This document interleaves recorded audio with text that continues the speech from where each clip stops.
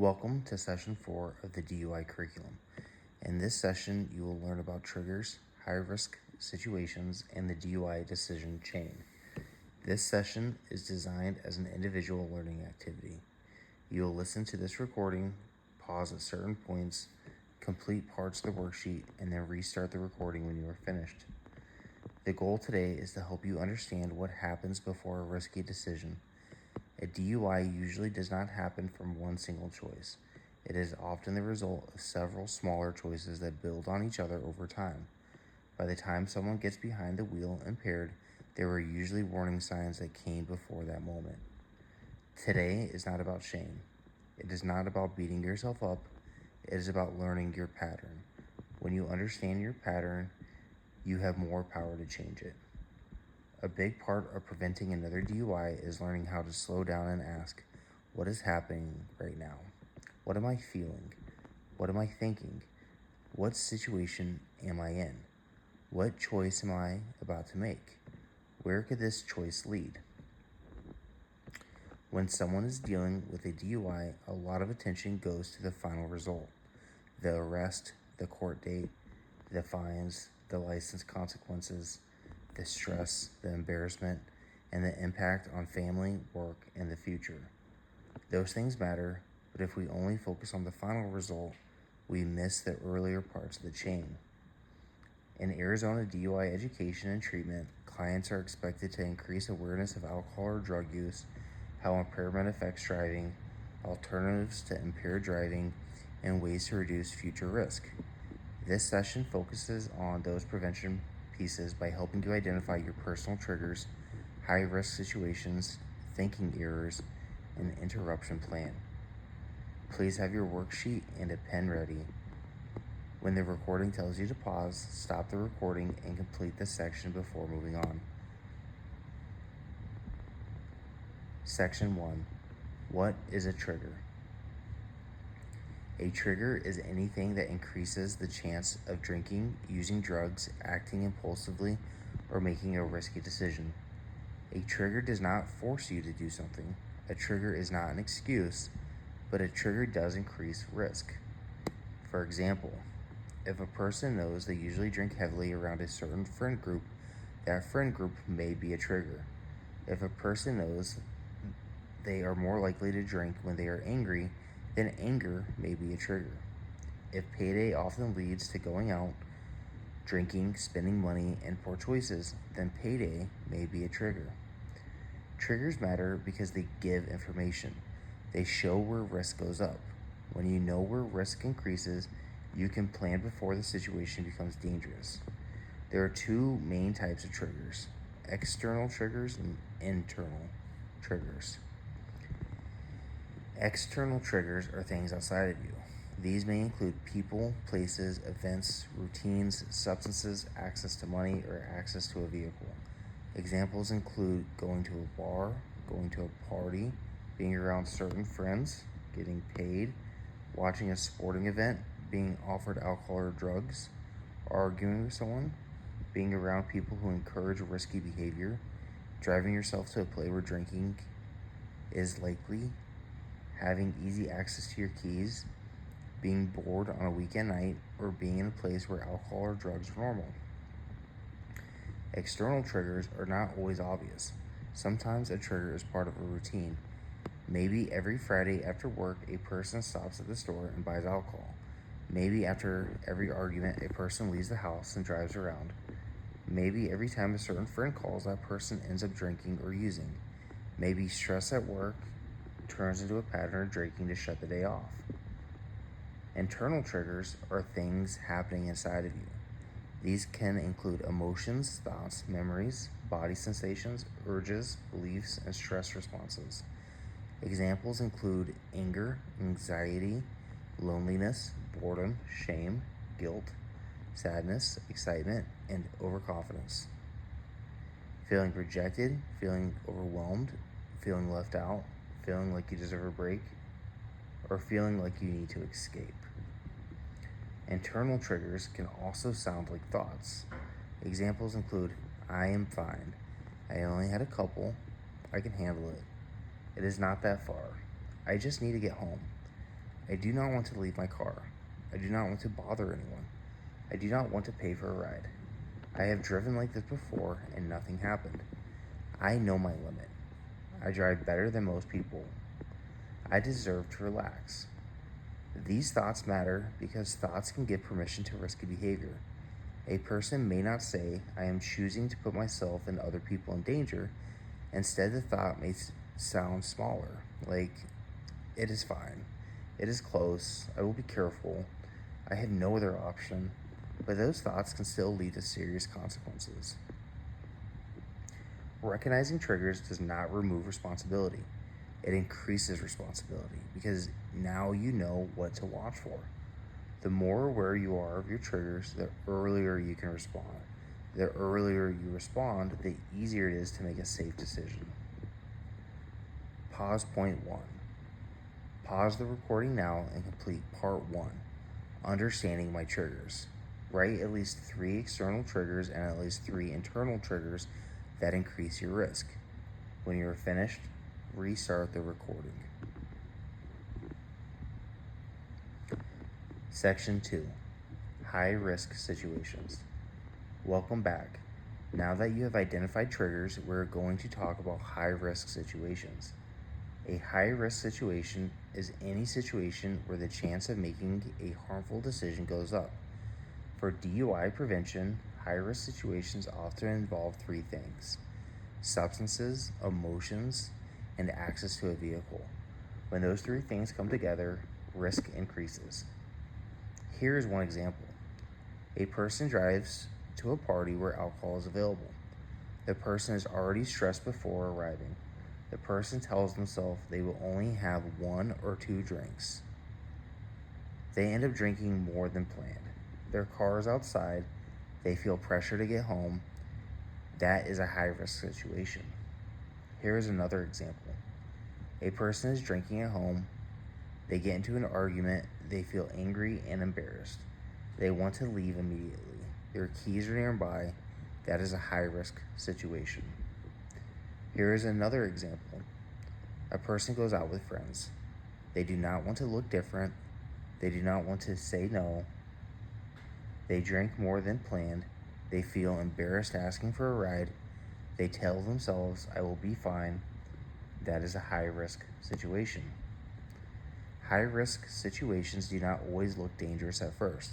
Sometimes they look normal.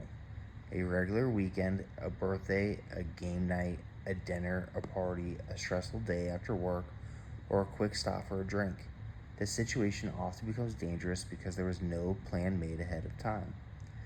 This is important. A safe plan is made before drinking or using. A risky plan is made after judgment is already impaired. When someone says, I will figure it out later, they are trusting an impaired brain to make a safe decision later. That is not a strong plan. Alcohol and many drugs affect the parts of the brain involved in judgment, impulse control, coordination, reaction time, planning, and decision making. Impairment can also affect mood, confidence, and the ability to accurately judge risk. That means a person may feel more capable while actually being less capable. A stronger plan sounds like, I am not driving tonight. I am leaving my car at home. I already have a sober ride. I will call someone before I drink. I will use Uber, Lyft, a taxi, or another safe ride.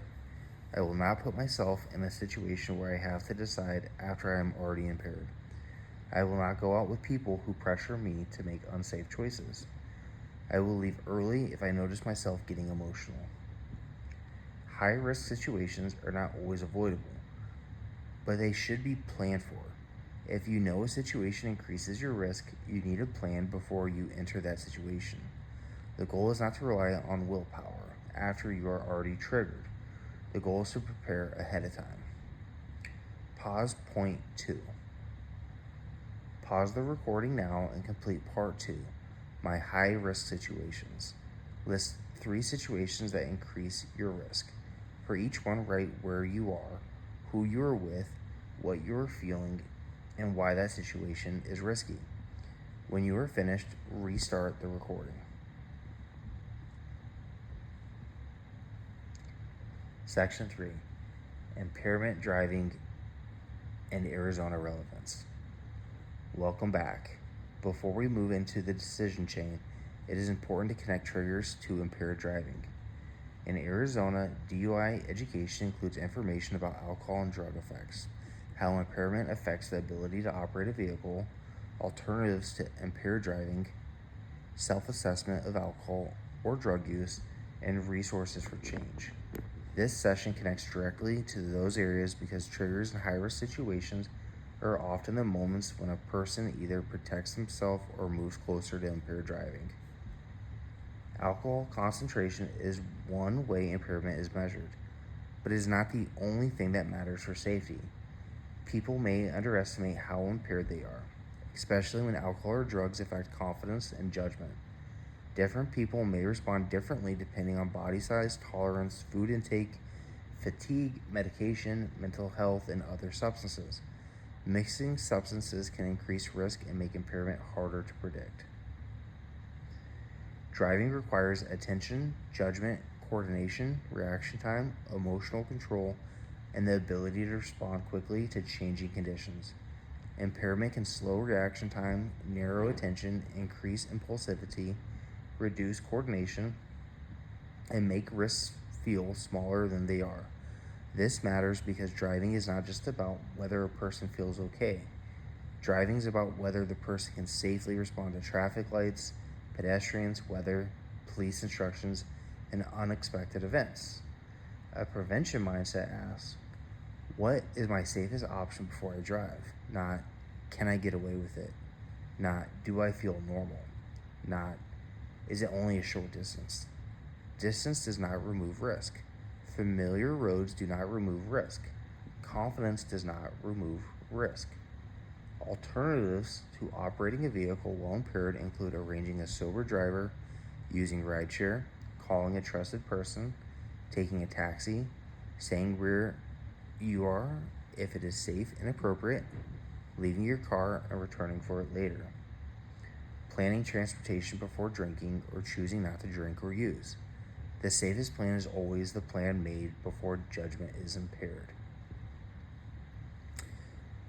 Section 4, the DUI decision chain. Now we're going to talk about the DUI decision chain. A chain is made of links. One link connects to the next.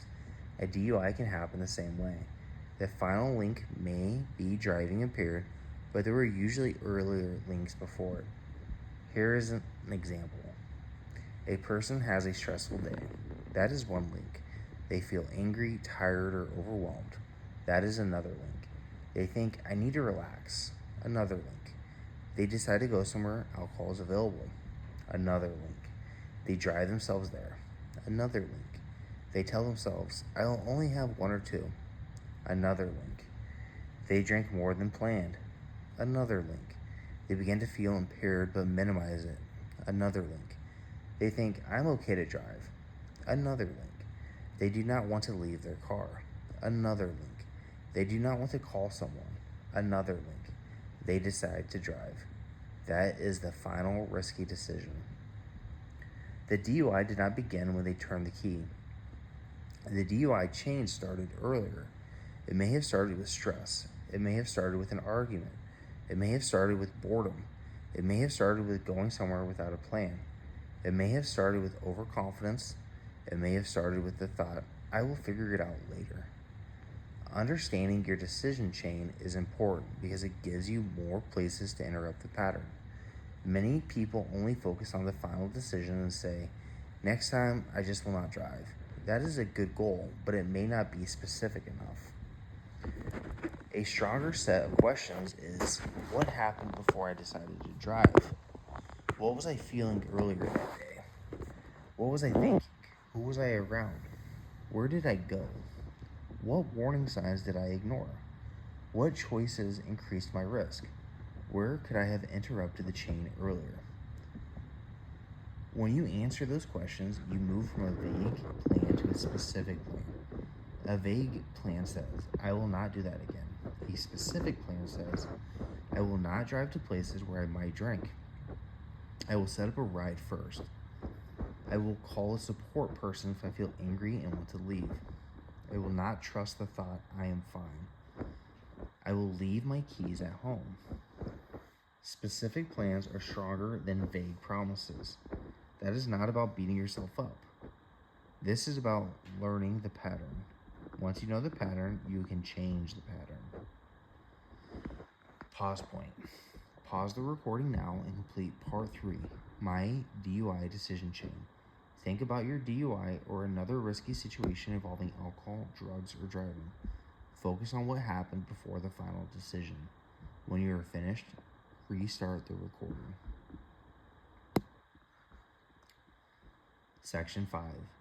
Thinking errors that increase DUI risk. Welcome back. Now we're going to talk about thinking errors. A thinking error is a thought that makes a risky decision seem safer, smaller, or more reasonable than it actually is. Thinking errors are important because many harmful choices begin with a thought. One common thinking error is minimizing. Minimizing sounds like, it was not that bad. I barely drank. I was not that impaired. Nothing happened. It was just one time. The problem with minimizing is that it lowers the seriousness of the risk. Even if no one was hurt, the risk was still real. Another thinking error is overconfidence. Overconfidence sounds like, I can handle it. I know my limit. I drive better than most people. I am used to drinking. I will be careful. The problem with overconfidence is that alcohol and drugs can make a person feel more confident while actually making them less capable.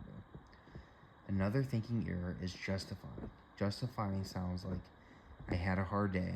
I deserve to relax. Everyone else was doing it. I did not have another option. I needed to get home. The problem with justifying is that it turns a risky choice into something that feels reasonable. Another thinking error is short-term thinking. Short-term thinking sounds like, I just need to get home. I do not want to deal with this right now. I will worry about it tomorrow. I do not want to pay for a ride. I do not want to leave my car. Short-term thinking focuses on immediate comfort and ignores long-term consequences. Another thinking error is embarrassment-based thinking. This sounds like, I do not want to call someone. I do not want people to know. I do not want to look irresponsible. I do not want to ask for help. This one is important because sometimes people make a dangerous choice because they are trying to avoid embarrassment. Calling for a ride is much less embarrassing than getting arrested. Leaving your car somewhere is much less expensive than a DUI. Asking for help is much safer than hurting yourself or someone else. Feeling embarrassed for a few minutes is better than creating a consequence that can last for years. Part of maturity is being willing to feel uncomfortable in the short term in order to protect your future. The goal is to catch the thinking error and replace it with a healthier thought. For example, thinking error, I am fine. Healthier thought, if I had to convince myself I am fine, I should not drive. Thinking error, it is not that far. Healthier thought, distance does not remove risk. Thinking error, I do not want to bother anyone. Healthier thought, the people who care about me would rather get a call than see me get another DUI or hurt someone. Thinking error, I do not want to pay for a ride. Healthier thought, a ride is cheaper than a DUI. Thinking error, I just need to get home. Healthier thought, getting home safely matters more than getting home quickly. Changing your thinking does not fix everything by itself, but it creates space for a better decision. Pause point. Pause the recording now and complete part 4, thinking errors. Check any thinking errors you have used before. Then pick one thinking error, explain why it is risky, and write a healthier replacement thought. When you are finished, restart the recording.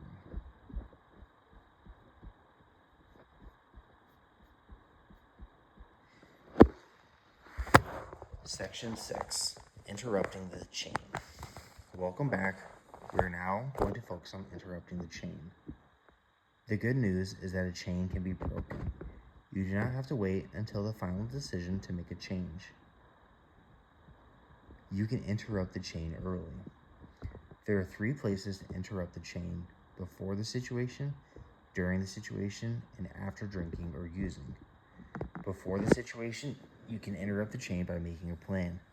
This may include not driving to places where you may drink, leaving your keys at home, setting up a ride ahead of time, avoiding certain people, avoiding certain places, eating before going out, bringing limited money, telling someone your plan, deciding your limit ahead of time, choosing not to drink or use, or planning a non-substance activity. During the situation, you can interrupt the chain by noticing risk and taking action. This may include stepping outside, calling someone, giving your keys to someone safe, switching to water, leaving with a sober person, using a rideshare, taking a break, using breathing or grounding skills, or saying out loud, "I am not driving tonight." After drinking or using, the safest decision is simple: do not drive. At that point, the goal is not to prove you're okay. The goal is to remove the possibility of harm. That may mean calling someone, paying for a ride, leaving your car, waiting, asking for help, or feeling embarrassed. All of those are better than another DUI, an accident, an injury, or death. One simple skill you can use is called pause, name, choose. Pause means stop before acting. Name means identify what is happening. Choose means make the safest decision. Here's an example. Pause. I need to stop and think before I act. Name. I am angry. I have been drinking and I want to leave right now. Choose. My safest choice is to call for a ride and not drive. Here's another example. Pause. I need to slow down. Name. I am telling myself I am fine, but I know my judgment may be impaired. Choose. I am not going to drive. I will call someone or use a rideshare. Here's another example. Pause. I need to notice this moment. Name. I feel embarrassed asking for help. Choose. I can handle embarrassment. I will call someone because my safety and other people's safety matter more than my pride. This skill is simple, but it is powerful. Most bad decisions happen quickly. A pause gives your brain time to think. A pause creates space between the urge, the action. In that space, you can choose something different. We're at a pause point. Pause the recording now and complete my chain interruption plan and pause, name, choose. Write what you can do before risk gets high, during a risky situation, and what safe transportation options you can use. Then practice the pause, name, choose skill for the situations listed below. When you are finished, restart the recording. Section 7. Responsibility, self-assessment, and support. Welcome back. Before we close, it is important to talk about responsibility, self-assessment, and support. Taking responsibility does not mean hating yourself. Taking responsibility means being honest. It means being able to say, I made a risky choice. That choice could have hurt me or someone else. I need to understand what led to it. I need to make a different plan moving forward. Self-assessment means looking at your own alcohol or drug use and the patterns connected to it. Ask yourself, do I use more than I planned? Do I use to cope with emotions? Do I minimize the consequences? Do I keep putting myself in risky situations? Do I need more support than I have been willing to ask for? There's a difference between guilt and shame. Guilt says, I made a bad choice. Shame says, I am a bad person. Guilt can help people grow when it leads to responsibility. Shame often keeps people stuck. The goal of this curriculum is not shame. The goal is responsibility, awareness, and behavior change. A person can say, I made a dangerous decision, and also say, I am capable of making better decisions moving forward. Both can be true. We do not ignore the seriousness of DUI. Driving impaired can injure or kill people. It can damage families, careers, finances, freedom, and self-respect. At the same time, people can learn, people can change, people can build new patterns. Support may include counseling, substance use treatment, peer support, sober friends, family support, spiritual support, recovery meetings, community resources, and healthy activities that replace alcohol or drug use. Asking for help is not weakness, it is a prevention strategy. Alternatives to alcohol or drug use may include exercise, counseling, calling a support person, taking a walk, journaling, prayer, meditation, attending a meeting, spending time with sober people, working on goals, practicing breathing, getting enough sleep, or removing yourself from high-risk situations. One way to rebuild self-respect is to make decisions that protect your future, your family, your community, and other people on the road. Every safe choice matters. Every time you make a plan ahead of time, that matters. Every time you call a ride, that matters. Every time you avoid a high-risk situation, that matters. Every time you challenge a risky thought, that matters. Every time you pause instead of acting impulsively, that matters. Self-respect is rebuilt through repeated choices that match the person you are trying to become.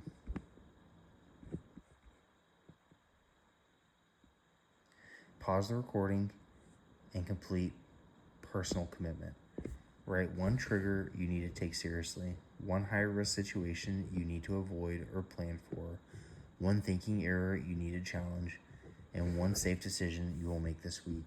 When you are finished, restart the video for closing.